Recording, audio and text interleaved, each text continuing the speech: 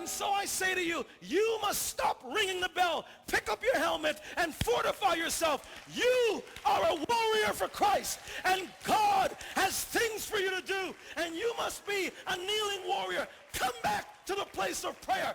Come back to the place of intercession. Come back to the place of believing God. Come back to the place of breakthrough. Come back to serving God's calling.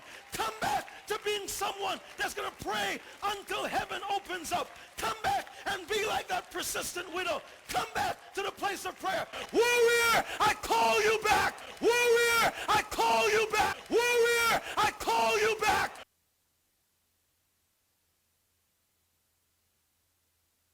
This is where we planned on coming to and raising our family and everything, and it's taken me a while to come to terms with that. That's not going to be my life. So I believe I'm ready to move on. At the end of the day, when I come home, it's, just me. He had a boat at the time. We were out on Lake Orville like every day.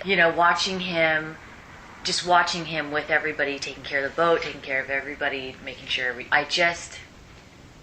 he was a very quiet guy, but very confident. His brother was meeting him out there, and he goes, for some reason, I want you to go to Hawaii with me. When I was still in college and here in Chico, and during that 6 months of buds, when he was in San Diego, was probably the most time that we had ever spent together. Camp, and I have a stack of letters about this thick. He kept all the ones that I sent to him, and that was the only way that we could talk to each other, was through letters. One night when he called me from a payphone, and it was snowing and cold, and he was out there shivering, and I had told him, no, I'm here, and I'm here to stay, and this is really going to suck for both of us, for our relationship, but I can't tell you not to do it. So we did discuss it, and I said, I'm here, and I'm here to support you. So the details of the mission, of their deaths, of their bodies being found and everything, that was quite shocking.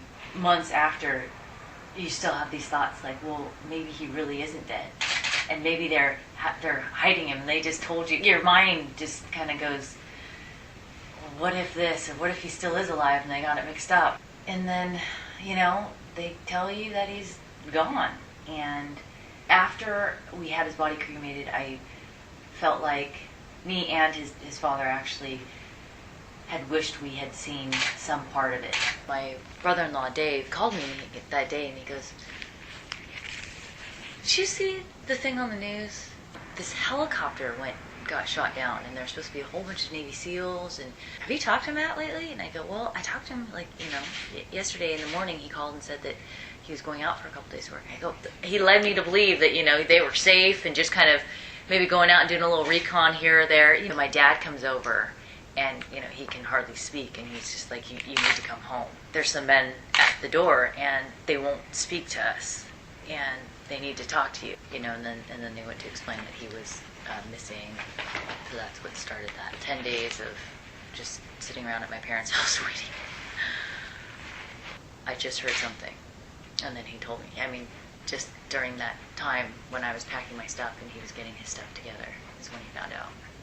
So I don't know what to think, because I have heard so many different stories that what's written in the book and what was told to them are different. After reading just everything that Marcus went through, the details, maybe at first he remembered it being one way, and then other things came to him, I really don't know why it differs. But it's very, very emotional with all of the guys here. Went out to the cemetery.